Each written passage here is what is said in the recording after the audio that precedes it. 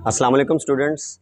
आज हम topic discuss करने जा रहे हैं वो है एनर्जी कंजर्वेशन इन एसएचएम। जैसा कि आपको पता है कि चैप्टर 7 ऑसिलेशन से रिलेटेड है, सिंपल हार्मोनिक मोशन से रिलेटेड है। तो हम इस सिंपल हार्मोनिक मोशन में ये चेक करेंगे कि जो एनर्जी है वो कंजर्व रहती है कि नहीं। वैसे तो हमें पता है कि एनर्जी के बारे में हम एक लॉ पढ़ते हैं एनर्जी कंजर्वेशन का। वो क्या है कि एनर्जी को क्रिएट भी नहीं किया जा सकता, डिस्ट्रॉय भी नहीं किया जा सकता, लेकिन एनर्जी एक फॉर्म से दूसरी फॉर्म में कन्वर्ट होती है। जैसे कि मैंने शुरू में लिख दिया है कि energy is transformed from one form to another form but the total energy remains constant. किसी भी सिस्टम की टोटल एनर्जी जो है वो कांस्टेंट रहती है, लेकिन वो एक फॉर्म से दूसरी फॉर्म में कन्वर्ट जरूर हो सकती है। तो अब हम सिंपल हार्मोनिक मोशन में चेक करेंगे कि जो एनर्जी है वो कैसे कैसे एक दूसरी फॉर्म में कन्वर्ट होती हैं और टोटल क्या सेम रहता है कि नहीं। हमने पिछले टॉपिक्स में भी पढ़ा था कि एक हमारे पास हॉरिजॉन्टल मैस स्प्रिंग सिस्टम है। आपको एक स्प्रिंग नज़र आ रहा है, उसके साथ एक मैस अटैच है, और इस पे मैंने शुरू में लिखा हुआ है कि हम फोर्स कितनी अप्लाई कर रहे हैं। F1 मैंने लिखा है, F1 जो हम अप्लाई कर रहे हैं वो है 0, मतलब हम फोर्स अप्लाई ही नहीं कर रहे हैं। तो तब डिस्प्लेसमेंट भी कितना होगा, D1 के नाम से मैंने शो किया है, और डिस्प्लेसमेंट भी कितना होगा, 0। तो बॉडी कहाँ पे रहेगी, मीन पोजीशन पे रहेगी। अब हम क्या करेंगे कि, और ये सारा हम काम कर क्यों रहे हैं, हम फोर्स और डिस्प्लेसमेंट को इनका प्रोडक्ट फाइंड करना चाहते हैं, क्योंकि इनका प्रोडक्ट ही क्या होता है, वर्क होता है, और वर्क ही किसके इक्वल होता है, एनर्जी के। हमने ये पढ़ा भी हुआ है कि वर्क एनर्जी प्रिंसिपल के अकॉर्डिंग कि जितना किसी बॉडी के ऊपर वर्क किया जाता है वो उसमें कन्वर्ट हो जाता है एनर्जी की फॉर्म में। तो हम यहाँ पे दो चीज़ों का प्रोडक्ट लेंगे, एक तो फोर्स है और दूसरा डिस्प्लेसमेंट है। और जो फोर्स हमें चाहिए वो एवरेज फोर्स चाहिए। तो मैं जो इनिशियल फोर्स लिख रहा हूँ वो कितनी है, 0। फिर हम क्या करते हैं, इसके ऊपर एक्सटर्नल फोर्स अप्लाई कर देते हैं, F2। तो ये बॉडी जो है ये मीन पोजीशन से कहाँ पे चली जाएगी, एक्सट्रीम पोजीशन से। मैंने मेंशन भी किया है, ये मीन पोजीशन है, ये एक्सट्रीम पोजीशन है, और बॉडी मीन से जब एक्सट्रीम तक जाती है तो वो जो डिस्प्लेसमेंट कवर करती है उसको हम कहते हैं एम्पलीट्यूड।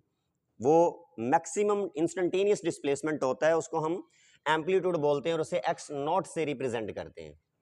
तो यहाँ पे ये जो फोर्स है F2 वो क्या हो जाएगी, F2 इज इक्वल टू के x0, और हमारे पास ये जो डिस्प्लेसमेंट बनेगा D2 वो भी कितना हो जाएगा, उसे हम लिखेंगे x0 के नाम से। आपके सामने दो फोर्सेस हैं, एक फोर्स 0 वाली है और एक के x0 के नाम से है। इस तरह से डिस्प्लेसमेंट, जब फोर्स 0 थी डिस्प्लेसमेंट भी 0 था। जब फोर्स कितनी हो जाती है, के x0, तो डिस्प्लेसमेंट हो जाता है x0। हम क्या करेंगे, यहाँ से एवरेज फोर्स निकालेंगे, क्योंकि लिखा हुआ है कि जो हमें वर्क मिलेगा वो दो चीज़ों के कॉम्बिनेशन से मिलेगा। क्या है, एक फोर्स, एवरेज फोर्स, और दूसरा डिस्प्लेसमेंट। तो हम एवरेज फोर्स के बारे में इंफॉर्मेशन कैसे गेट करते हैं कि आपको पता है कि दोनों वैल्यूज, इनिशियल और फाइनल वैल्यूज आप ऐड करोगे, 2 से डिवाइड करेंगे हम।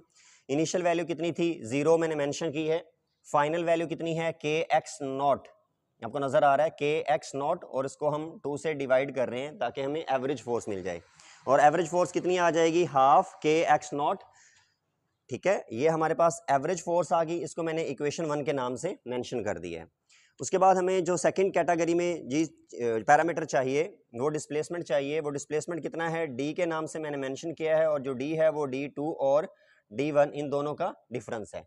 और आपको पता है D2 कितना था डिस्प्लेसमेंट x0 के नाम से, और D1 कितना था, 0। तो इसलिए D जो हमारे पास आ जाएगा वो x0 आ जाएगा। अब दो वैल्यूज आ गई, फोर्स की वैल्यू भी आ गई और डिस्प्लेसमेंट की भी आ गई। अगर यहाँ पे हम cos थीटा भी मेंशन करें तो वो उसकी वैल्यू भी हम लिख सकते हैं। और हमें ये पता है कि हम जिधर को फोर्स लगा रहे हैं, आप देख रहे हैं कि जिधर को फोर्स लग रही है डिस्प्लेसमेंट भी उधर को कवर हो रहा है, दोनों की डायरेक्शन सेम है, इसलिए हम एंगल कितना पुट करेंगे, थीटा इज इक्वल टू 0 लिख देंगे। तो यहाँ पे मैं cos अगर मेंशन करूँ तो cos कितना लिखेंगे, cos 0 डिग्री, और cos 0 कितना होता है, 1। तो हमारे पास ये फॉर्मूला FD ही रह जाएगा। अब हम क्या करना चाह रहे हैं, वर्क निकालना चाह रहे हैं, और वर्क ही किसके इक्वल है, एनर्जी के। और वो एनर्जी भी स्पेसिफिकली कौन सी वाली है, elastic potential energy, which is the product of average force and displacement. Average force की वैल्यू आपके पास है, इक्वेशन 1 में मेंशन की गई है। डिस्प्लेसमेंट की वैल्यू इक्वेशन 2 में मेंशन कर रहा हूं मैं, और इनको मल्टीप्लाई कर देते हैं। तो हम एनर्जी लिख रहे हैं जी, energy is equal to, force की जगह पे मैं लिखूंगा हाफ के x0, और डिस्प्लेसमेंट की जगह पे लिखूंगा x0। ठीक है, ये एनर्जी है, ये किसकी वैल्यू है, एवरेज फोर्स की, और ये किसकी वैल्यू है, हमारे पास डिस्प्लेसमेंट की। इन दोनों को मल्टीप्लाई करेंगे तो ये हमारे पास जो एनर्जी बनेगी वो बन जाएगी हाफ के एक्स नॉट स्केयर। ये इलास्टिक पोटेंशियल एनर्जी है और ये मैक्सिमम है, क्योंकि एक्स नॉट इन्वॉल्व है और एक्स नॉट का मतलब होता है एम्पलीट्यूड, और एम्पलीट्यूड का मतलब क्या है, मैक्सिमम इंस्टेंटेनियस डिस्प्लेसमेंट। और जब ये मैक्सिमम इंस्टेंटेनियस डिस्प्लेसमेंट इन्वॉल्व है, इसका मतलब है एनर्जी भी मैक्सिमम होगी। तो ये सिंपल हार्मोनिक मोशन में मैक्सिमम एनर्जी है और ये है पोटेंशियल एनर्जी। अब हम फाइंड करेंगे काइनेटिक एनर्जी। तो काइनेटिक एनर्जी के लिए आपको क्या फॉर्मूला डिस्कस करना है, जैसे आप प्रीवियस पढ़ चुके हैं, लीनियर मोशन में काइनेटिक एनर्जी होती है हाफ mv² के नाम से। ये फॉर्मूला आपको आता है लीनियर काइनेटिक एनर्जी। इसमें हम क्या करेंगे, बस v की वैल्यू पुट करेंगे जो सिंपल हार्मोनिक मोशन में होती है। तो आप यहाँ पे लिखते हैं kinetic energy in SHM। Kinetic energy जो SHM में होगी उसको लिखेंगे half m as it is, और v की जगह पे वेलोसिटी की वैल्यू जो सिंपल हार्मोनिक मोशन में होती है वो क्या है, omega into x not square minus x square के नाम से। ठीक है, ये वाली वैल्यू मैंने लिखी है, ये किसकी वैल्यू है, वेलोसिटी की। ऊपर मैं क्या करूँगा, यहाँ पे स्क्वायर ले लेता हूँ क्योंकि वेलोसिटी का स्क्वायर मेंशन किया गया है। तो अब यहाँ पे हम क्या करते हैं, हाफ लिखेंगे, m लिखेंगे और ये बन जाएगा ओमेगा स्क्वायर के नाम से, और इसका स्क्वायर रूट और स्क्वायर एक दूसरे को कैंसिल कर देंगे। ठीक है, ये एक दूसरे को कैंसिल कर देते हैं, हमारे पास जो वैल्यू आ जाती है वो आ जाती है हाफ, ऊपर क्या आ जाएगा m, और ओमेगा की जगह पे आप क्या लिखेंगे, k ओवर m, और इसका स्क्वायर रूट होता है, लेकिन ओमेगा स्क्वायर की वैल्यू निकालेंगे तो वो k over m, square root और स्क्वायर ये दोनों कैंसिल हो जाएंगे, मैंने डायरेक्ट लिख दिया है। अगर आप डायरेक्ट नहीं करना चाहते तो आप यूँ करेंगे, स्क्वायर रूट लगाएंगे और 2 से मल्टीप्लाई, जैसे सॉरी 2 की पावर है तो उसे आप कैंसिल कर देंगे, और ये इसका स्क्वायर मैंने पहले ही कैंसिल कर दिया था। तो रिमेनिंग फैक्टर क्या हो जाएगा, हाफ m, इधर आ जाएगा k ओवर m, और इधर क्या बचेगा हमारे पास, ये वाला फैक्टर जो क्या है x not square minus x square. तो अब m को m से कैंसिल कर देंगे, आपके पास फाइनल जो फॉर्म बनेगी वो बनेगी हाफ के x not square minus x square. ये है काइनेटिक एनर्जी किसमें, SHM में, और ये काइनेटिक एनर्जी मैंने निकाली है इंस्टेंटेनियस काइनेटिक एनर्जी। ठीक है, ये काइनेटिक एनर्जी इंस्टेंटेनियस है और ये टोटल एनर्जी, से आप पोटेंशियल एनर्जी भी मेंशन कर सकते हैं। अगर मैं ये इंस्टेंटेनियस पोटेंशियल एनर्जी निकालना चाहूँ, मैं जैसे लिख रहा हूँ इंस्टेंटेनियस पोटेंशियल एनर्जी, वो क्या होगी, उसके लिए हम लिखेंगे पोटेंशियल एनर्जी जो है इंस्टेंटेनियस, वही फॉर्मूला हम अप्लाई करेंगे हाफ के x not square, sorry x not तब लगाएंगे जब हम टोटल की बात करेंगे, और जब हम एक्स लिखा करेंगे उसका मतलब होगा कि वो इंस्टेंटेनियस है, किसी मोमेंट पे हम चेक कर रहे हैं, और जब एक्स नॉट आएगा तो इसका मतलब है हम टोटल की वैल्यू की बात कर रहे हैं। तो ये हमारे पास पोटेंशियल एनर्जी कौन सी वाली, इंस्टेंटेनियस, जिसको मैं सर्कल कर रहा हूँ, ये है पोटेंशियल एनर्जी इंस्टेंटेनियस, और ये हमारे पास क्या है, काइनेटिक एनर्जी इंस्टेंटेनियस, और ये क्या है हमारे पास टोटल एनर्जी। तो अगर हम इन दोनों को ऐड भी कर लें, मैं भी एक दफ़ा ऐड कर देता हूँ इन दोनों को, और आप देखेंगे कि इन दोनों की वैल्यूज़ सेम आएंगी जैसे कि टोटल एनर्जी है। तो ई टोटल क्या होता है, sum of potential energy sum of kinetic energy. Potential energy का फॉर्मूला देखिएगा ज़रा क्या है, हाफ के एक्स स्क्वायर।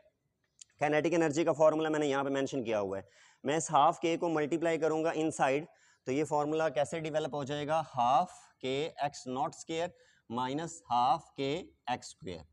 तो ये हाफ के एक्स स्क्वायर नेगेटिव वाला ये पॉजिटिव से कैंसिल हो जाएगा, और जो टोटल एनर्जी आएगी वो आ जाएगी हाफ के एक्स नॉट स्क्वायर।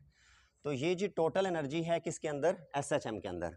आपने देख भी लिया कि ये एनर्जी एक फॉर्म से दूसरी फॉर्म में अब कन्वर्ट भी होंगी, लेकिन जो टोटल है जब मैंने ऐड किया है इंस्टेंटेनियस पोटेंशियल एनर्जी को और इंस्टेंटेनियस काइनेटिक एनर्जी को, तो इन दोनों की वैल्यूज सेम निकली हैं।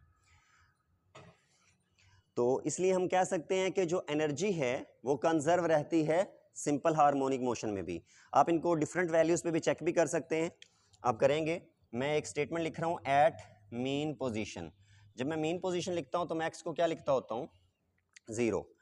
तो मैं यहाँ पे x की वैल्यू इसमें पुट करूँगा, मैं पोटेंशियल एनर्जी निकालूंगा, एट मीन पोजीशन मैंने लिखा है, तो मीन पोजीशन पे पोटेंशियल एनर्जी कितनी आ जाएगी, जब मैं x को 0 लिखूंगा तो यहाँ पे x 0 पुट करूँगा तो पोटेंशियल एनर्जी कितनी हो जाएगी, 0। और यहाँ पे काइनेटिक एनर्जी अगर चेक करूँगा तो वो क्या हो जाएगी, x 0 हो जाएगा, और ये फॉर्मूला बन जाएगा हाफ के एक्स नॉट स्क्वायर। आप देख रहे हैं मीन पोजीशन पे पोटेंशियल एनर्जी ही है, मीन पोजीशन पे पोटेंशियल एनर्जी ही है, सॉरी जीरो है, और काइनेटिक एनर्जी हाफ के एक्स नॉट है। इसका मतलब ये है कि एक जगह पे अगर एक एनर्जी जीरो कंट्रीब्यूट कर रही है तो सारा का सारा कंट्रीब्यूशन किसकी तरफ से है, दूसरी की तरफ से है। तो आप एक काम करेंगे खुद से कि आप एक्सट्रीम पोजीशन पे चेक करेंगे टोटल, और उसके लिए एक्स लिखेंगे एक्स नॉट के नाम से, ठीक है, वो आप कर लीजिएगा। तो ये हमारा टॉपिक था आज सिंपल हार्मोनिक मोशन में एनर्जी कंजर्वेशन का। उम्मीद है कि आपको समझ आई होगी। अल्लाह हाफिज़।